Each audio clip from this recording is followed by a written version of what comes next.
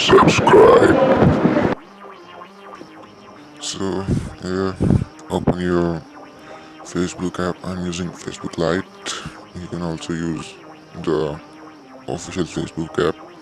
Open the settings and account ownership and control.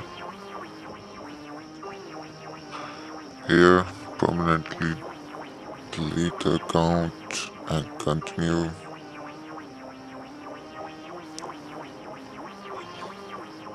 Delete account, enter your password, continue.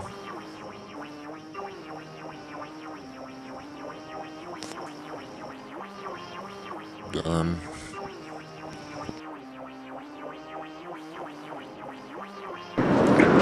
Don't forget to like, comment and subscribe.